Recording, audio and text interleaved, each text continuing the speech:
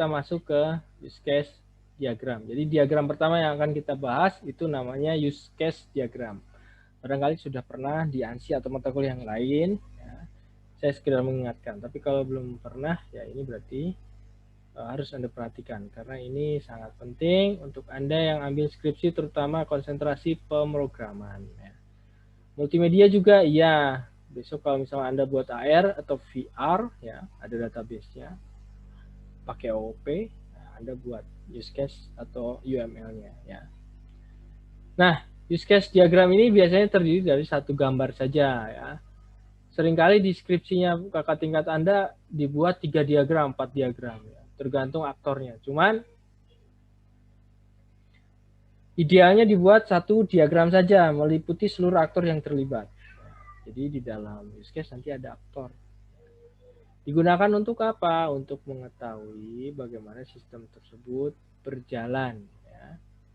Usernya siapa, fiturnya apa yang bisa dilakukan. Ya, itu kita bisa menggunakan namanya use case diagram. Dan bagus digunakan untuk mengkomunikasikan dengan user.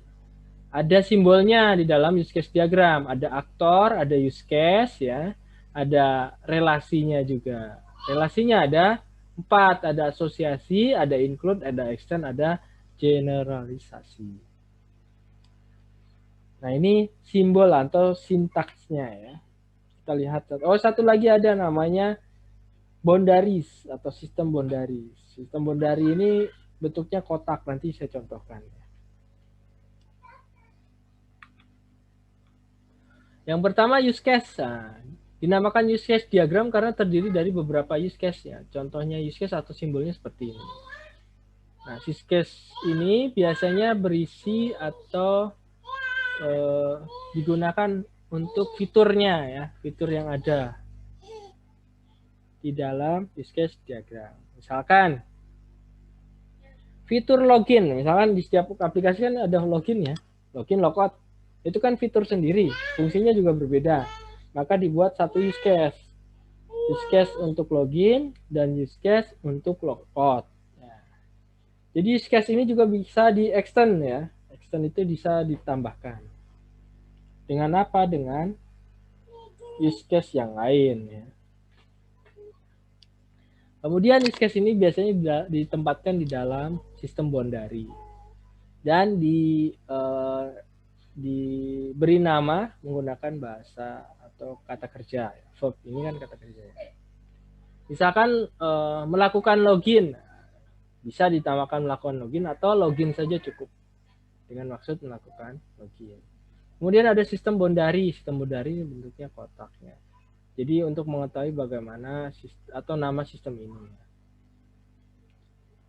Jadi digunakan untuk merepresentasikan batasan dari sistemnya juga bisa. Kemudian di dalam sistem boundary yang ada di dalamnya cuman relasi dan use case saja. Aktor ada di luar. Kemudian ada aktor. Aktor lambangnya seperti ini. Aktor bisa berupa orang atau sistem yang berhubungan, sistem lain yang berhubungan dengan sistem yang ada. Atau rule atau aturan juga bisa. Rule Anda sebagai admin ya bisa dibuat aktornya namanya admin. Rule-nya sebagai operator berarti aktornya operator. Rule-nya sebagai apa namanya? Kan macam-macam ya rule itu. Sebagai user berarti aktornya user.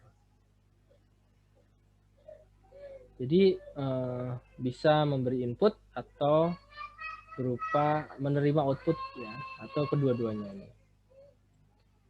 Kemudian ada asosiasi. Jadi relasi asosiasi. Asosiasi ini biasa digunakan ya, hubungannya dua arah ya, two way communication.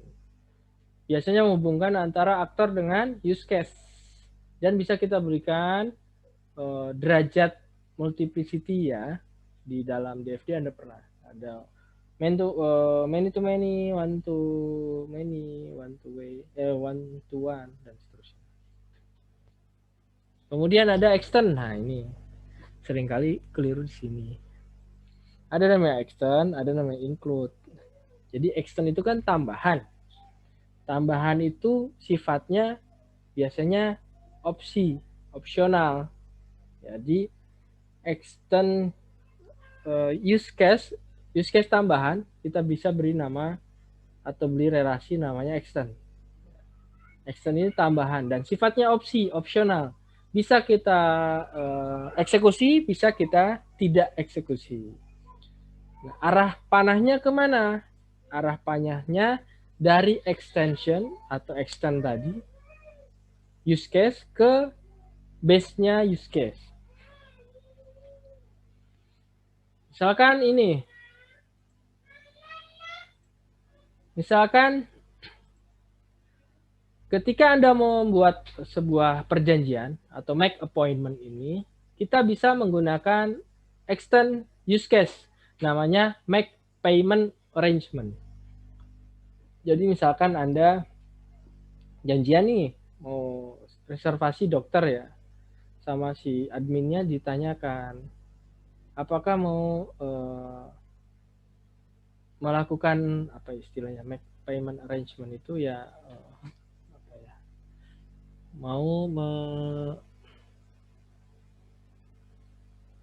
mengagendakan pembayarannya seperti apa gitu. Ini ditawarkan sama si adminnya. Berarti kan sifatnya opsional ya.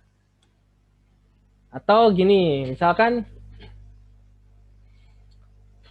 Anda pesan GoRide atau GoFood ya. GoFood.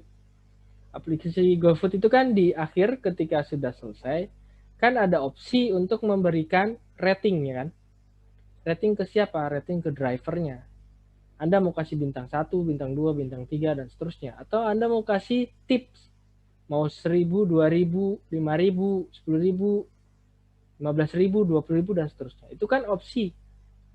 Anda bisa eksekusi? Bisa. Misalkan saya mau kasih bintang 2, bintang 3. Silakan. Kalaupun nggak Anda kasih rating, juga masalah. Ya kan? Jadi itu extend, sifatnya tambahan. Dan opsi gitu ya. Anda mau kasih tips, boleh nggak? Boleh. Nggak kasih tips, boleh nggak? Juga boleh. Gitu. Jadi sifatnya extend. Berbeda nanti dengan yang include ini.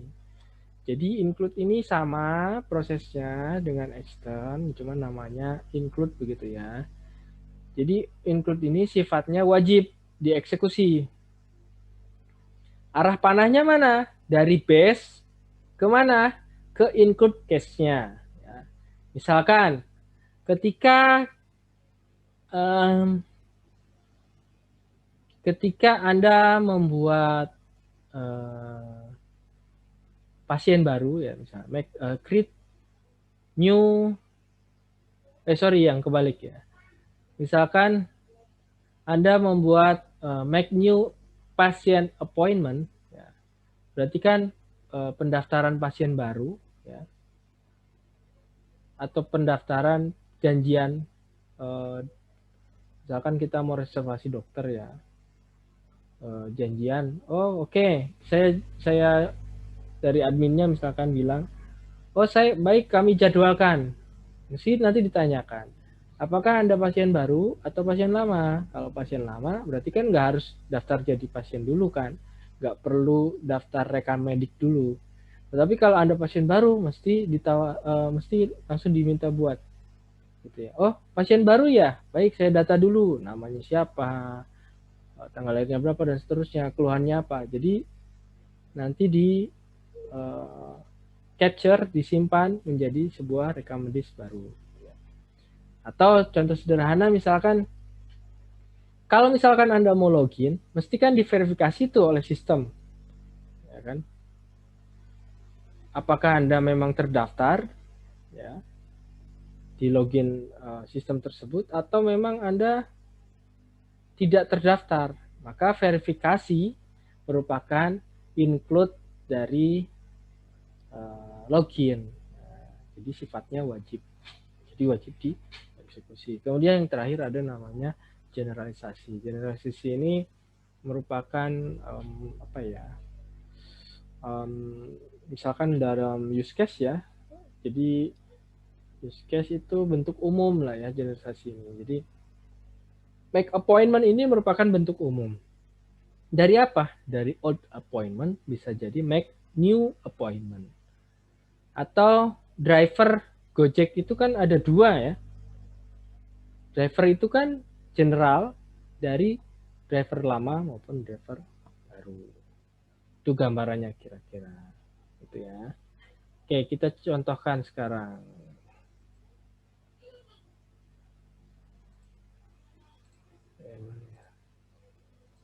Oke, ini saya pakai visual paradigm ya. Jadi yang pertama saya lakukan, saya buat sistem bondari dulu di sini. Ya. Ini yang dinamakan sistem bondari. Kita beri nama. Misalkan kita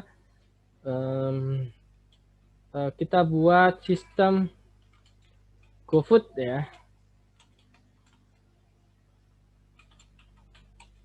Oke, sistem GoFood. Sistem GoFood. Kira-kira ada berapa aktor yang terlibat? Oke, kita buat. Aktor yang pertama namanya driver. Aktor yang kedua namanya user. Aktor yang ketiga misalkan rumah makan atau restoran.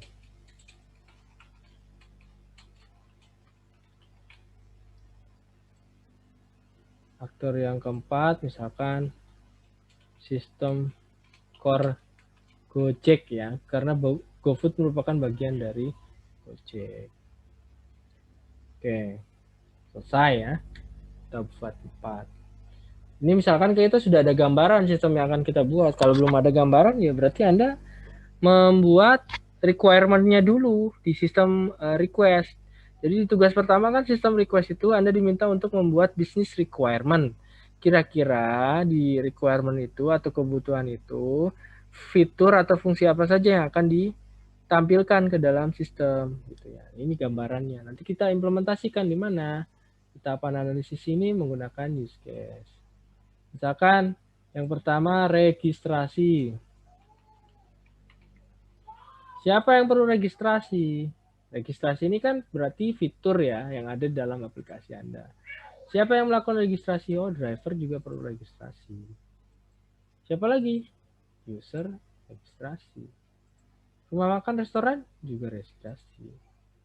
Kemudian sistem core Gojek ini registrasi nggak? Enggak, tapi dia kan melayani request dari masing-masing aktor ini. Gitu ya. Oke. Setelah registrasi apa? Kemudian login. Ya. Siapa yang melakukan login? Driver lakukan login nggak? Driver mesti login. Ya. Siapa lagi? Ada user. Login. Rumah makan login nggak? Ya mestinya kalau habis registrasi juga login. Ya. Oke, diproses nggak oleh sistem core Gojek? Ya diproses. Siapa yang mau proses kalau bukan sistem core Gojeknya? Nah, kemudian di dalam login perlu ada verifikasi nggak? Ya perlu, makanya kita buat ya namanya. Kita buat verifikasi. Jadi yang akan memverifikasikan, verifikasi apa? Apakah kita terdaftar atau tidak? Login. Memverifikasikan akun. Oke, sudah ya. Saja. Kemudian setelah login, baru ngapain? Oke, lanjut. Kita order makanan. Oke. Siapa yang order makanan? Oh, user yang order. Jadi hubungannya kita pakai asosiasi ini yang nggak ada tanda panahnya, kita pakai asosiasi. Ingat. Kalau include ini sifatnya wajib ya, dieksekusi ya. Dan arahnya dari mana? Dari base-nya, base use case ke include use case-nya. Nah, driver ini juga kan ada hubungan generalisasi, jadi aktor. Driver lama, ada driver baru. Hubungannya apa? Hubungannya generalisasi tadi ya.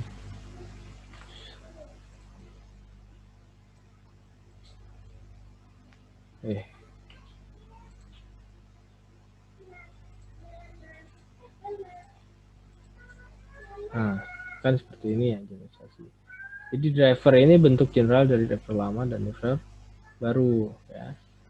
Oke, kembali ke sini. Siapa yang akan order makanan? Oh, user. Siapa yang melayani request order makanan? Sistem core Gojek. Siapa yang berhubungan dengan order makanan? Driver. Karena nanti akan setelah di order mesti setelah di request ada dikembalikan requestnya akan memilih driver. Ya. Kemudian setelah dipilih juga oleh user ingin makan apa, sama si sistem core Gojeknya juga dihubungkan dengan restoran. Ada kan sekarang model yang restorannya sudah memang kerjasama dengan GoFood begitu ya, atau dengan Gojek. Jadi ketika ada order dari user langsung masuk ke restorannya. Jadi restoran nanti tinggal siapkan, tiba-tiba nanti ada driver yang datang. Si restoran ini sudah tahu drivernya nanti siapa. Ini siapa yang ada coret-coret. Oke.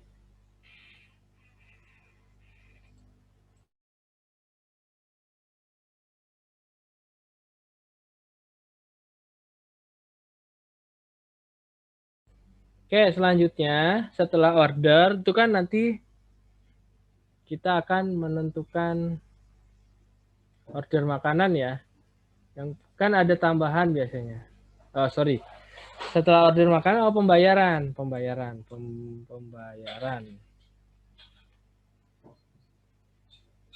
Kita diminta untuk melakukan pembayaran. Sifatnya apa kalau pembayaran? Sifatnya include, memilih pembayaran. Oke. Memilih pembayaran kita bisa berikan opsi juga kan.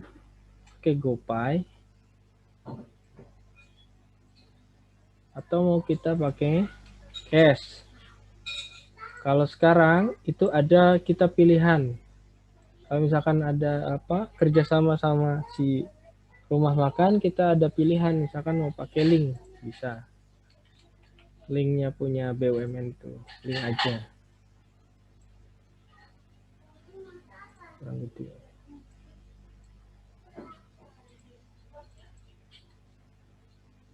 Link aja itu ya. Nah, kita bisa memilih 3 ini ya. Maka sifatnya apa? Sifatnya extern. Kita lihat panahnya ya. Otomatis. Extern. Juga extern. Jadi si use case yang base-nya nanti akan berubah ya. Ini bisa kita hapus. Extensionnya ini bisa kita hapus.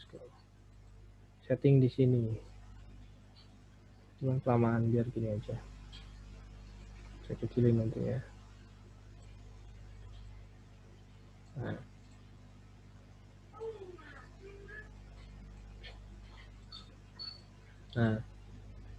Oke. Nah, setelah order makanan kita mestinya kan ada titik pengantaran. Sifatnya apa? Sifatnya include. Dari mana? Dari order makanan.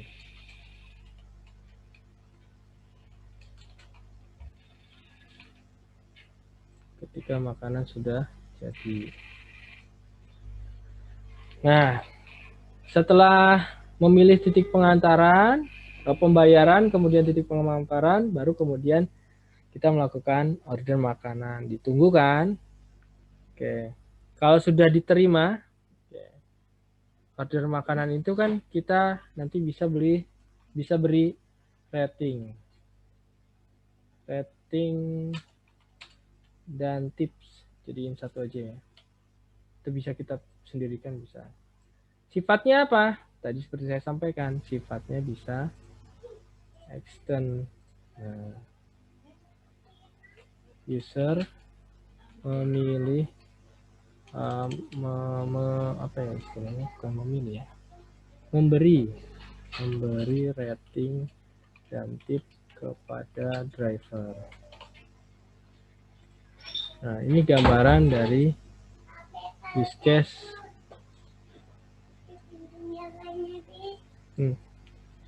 Jadi kita membuat use case. Nah, kurang lebih gambaran ini ya kalau sistem GoFood. Nah, setelah selesai Anda membuat use case ini namanya use case diagram. Use case diagram terdiri dari berapa use case? Ada 1, 2, 3, 4, 5, 6, 7, 8, 9, ada 10 use case. 10 use case ini nanti harus Anda buat masing-masing 10 activity diagram. Karena untuk yang registrasi aktivitasnya berbeda dengan login. Login juga berbeda aktivitasnya dengan verifikasi ya. Login aja kan tinggal login aja, masukkan username sama password, udah selesai. Tapi kalau untuk memverifikasikan berarti masukkan username dan password, kemudian akan verifikasikan oleh siapa? Oleh sistem for Gojek. Begitu juga dengan order makanan, kasih rating dan tip, titik pengantaran, GoPay, cash, link aja dan seterusnya, ini berbeda ya. Gitu. Jadi gambarannya masing-masing use case ini akan dibuat satu activity diagram, kemudian dibuat nanti satu sequence diagram. Semakin banyak use case yang dibuat, semakin banyak activity dan sequence diagram yang dibuat. Begitu gambarannya teman-teman ya. Mudah-mudahan cukup jelas lah ya. Saya kira dengan diilustrasikan seperti ini cukup jelas.